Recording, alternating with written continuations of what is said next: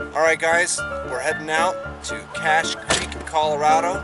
My good friend Derek just showed up. He's from California and we're heading out right now. Wait, so what was I supposed to be looking up here? Aspen. We're going to Aspen. Aspen, California. Alright guys, we just entered the beginning part of Independence Pass, and of course within like a couple hundred feet it is instantly beautiful. Check this shit out.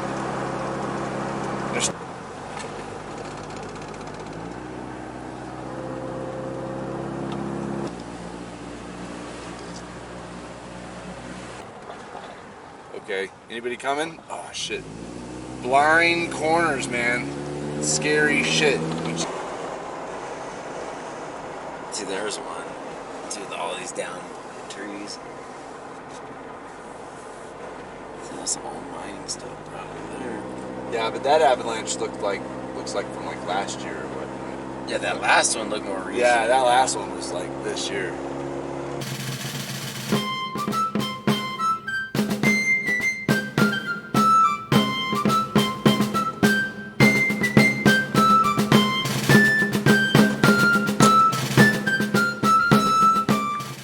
Alright folks, we are at Independence Ghost Town on Independence Pass.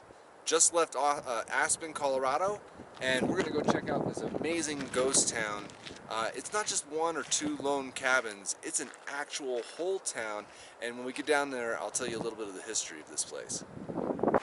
Okay, now we're taking the historic trail into the historic town site of Independence.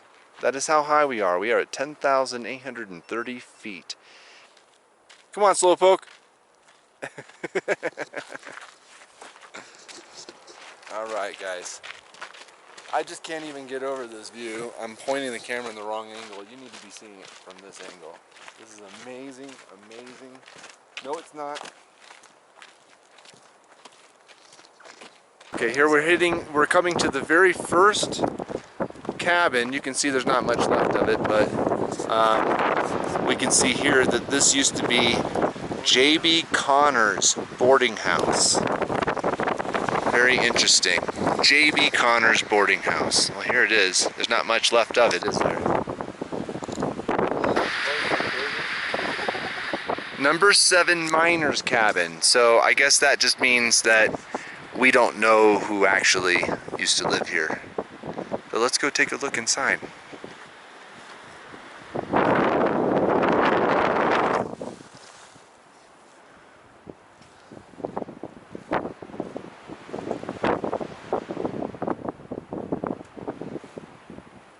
This is it, right off the bat.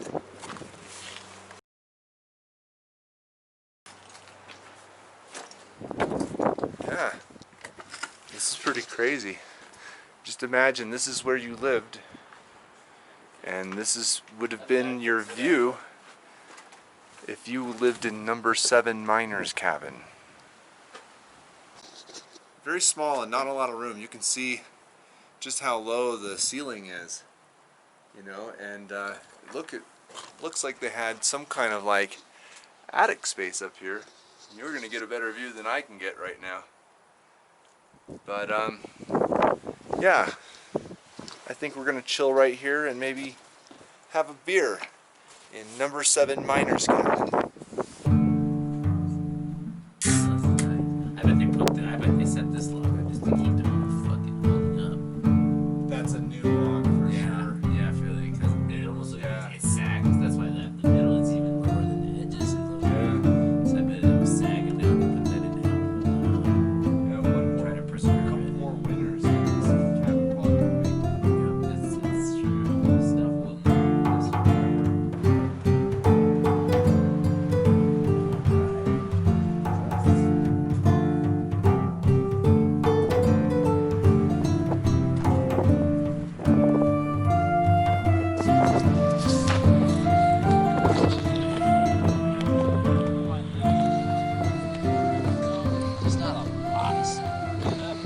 Right? Up here you get a lot of snow. That is pretty much all you're gonna get is a lot of snow. All right, let's go check out this cabin. What's in here? I don't know if you can hear me. I got my finger over the microphone to block the wind, so hopefully you can hear me. This is number 8 miner's cabin. So next one up, moving up a level. Let's go see what we got.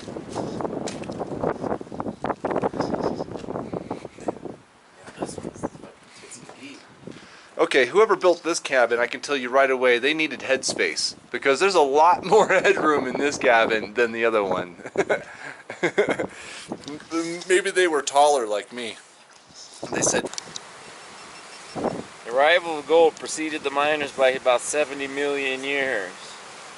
How do you know that? They fucking making up bullshit. so just imagine living in one of these cabins, and you can just walk out of your cabin down to the river, as I'm doing right now. And this is what you would experience. You would just come down here in order to get your daily water for washing and for, you know, cooking and cleaning. And boy, that must have been very convenient to have such an amazing river. Now this is the Roaring Fork River, and it is named appropriately. All along it are nothing but rapids like this. All along it are nothing but rapids like this. And it is quite noisy, the Roaring Fork. But you can find great fishing spots along this river. And of course they found gold originally, and that's what brought the pioneers to this part of Colorado and founded Independence, now a ghost town.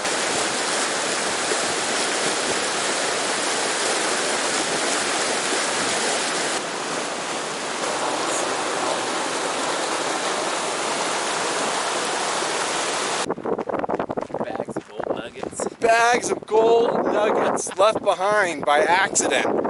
Well, that's what we're looking for. Accidentally left behind bags of gold nuggets. Prospectors, they get drunk, you know, they just drop them. You gotta look around, you never know.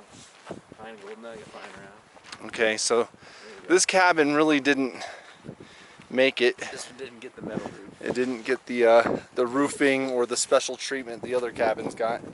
But it's got its own charm and character. I like it. You know, there's oh, let's go find out who lived in this cabin. Maybe there's a name. Maybe it's just a number. We don't know. Oh, and they had, what's this? They had created this What the hell is this? I don't know. It looks like a giant wheel? like an old something or other. I don't know. That's kind of a mystery as to exactly why that's there and what it is. It's a big wheel, but it's really big to be a wheel. That's not a wheel. Like is that a tub? Is that how they washed themselves? Was this maybe a really old, like an old wash tub? It's an archaeological site. Do not pick up any artifacts, nails, glass cans, etc. So, I'm confused because it's true.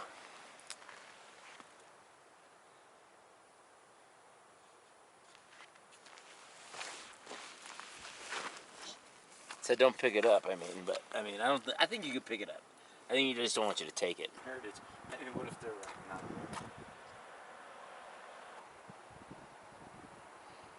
This is the general store. Ah. So the general store, that's why they didn't want you getting inside. They still have all the goods from the 1800s inside there right now. So I don't know what this area was. This must have been some kind of storage shed for the general store is my guess. And here, it's got this very interesting little portal. Let's go through here. And what's over here? Oh, another maybe tool shed or storage shed used to exist here. And then we can come around to the back side of the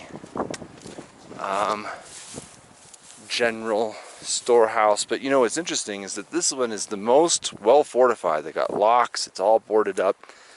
They really don't want you going inside. And you can see that they put the most effort into repairing it. They've put this cement that's clearly brand new. So they really want this building in particular to stay in good shape And let's come back around here and see, you know, I think there is one way we can maybe look inside. And Side ones, I bet you. here is, Side ones are where the people that lived there that worked for the general store. They lived in little side ones. oh, okay, yeah, that makes sense. know, I'm thinking it's a guess. this area here must have been like the storage area for the Probably store, you something know. like that Yeah. too. Okay. There's like a little one in the back. You're gonna get a peek that I can't have because I'm gonna be able to stick you in here. Let's see what is actually inside. Drop it in there, I know, right? get it out. We'll have to break it open.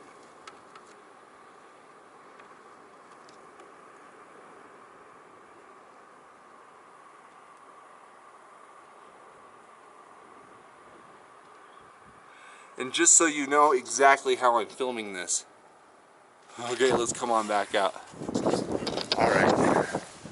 So I hope you got a good view inside there. I most certainly couldn't see it.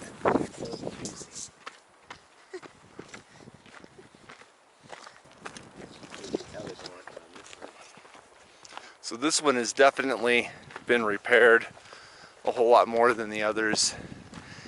They want you to see what it maybe could have been like, you know, back in the day.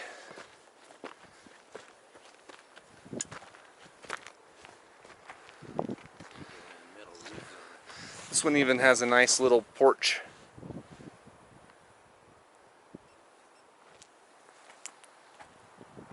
The outhouse over there.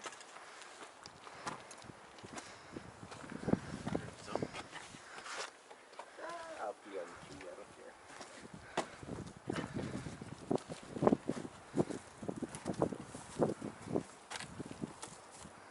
It's got a better view without the roof on it.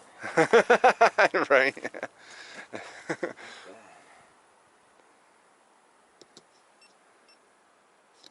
And you know, it's amazing, the sun came out and the wind died down. And so now I don't even want to have this jacket on or the hat on anymore. Yeah, It suddenly got right. really warm. Sick. High elevation shit. I don't know.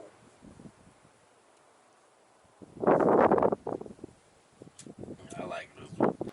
So this is the only cabin apparently that had a bathroom. No, probably they all had outhouses of their own, but this one is still kept. Look, is it open? Can we look inside the outhouse? Oh, nope, it's locked.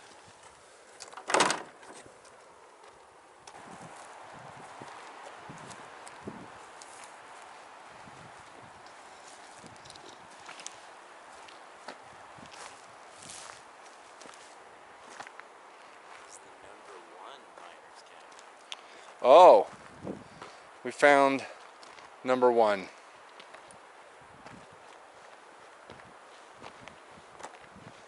And lots of neat artifacts in front of this one. Yeah. Private ghost cabin.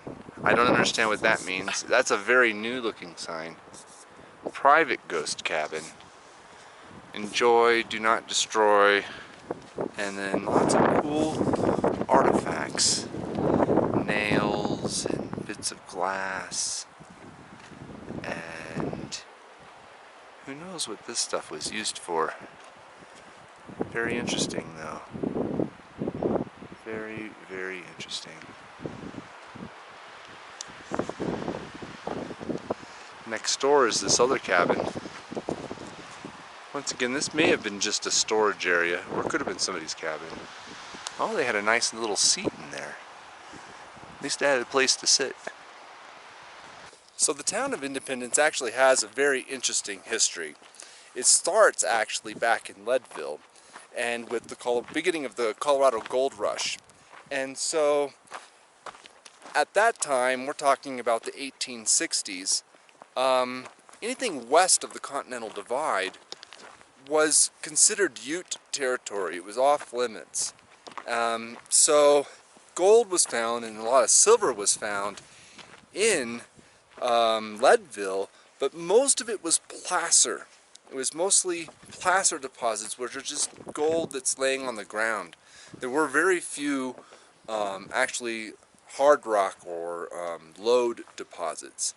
So there became a need, kind of a thirst to find more gold, and finally a group of men, prospectors, decided to go ahead and violate that law that said don't cross the Continental Divide. And they crossed the Continental Divide to come here to what is now Independence, and they found gold right here in that river, which is the Roaring Fork River. And when they found gold there, they announced their find to the world on the 4th of July. And so that's why they named this Independence. The town, and also the road that we're on that got us here, is also called Independence Pass. And the main mountain that they found all the silver in is called Independence Mountain. Anyway, I hope you enjoyed my tour of Independence Ghost Town at the top of Independence Pass next to Independence Mountain. See you guys next time. Bye now.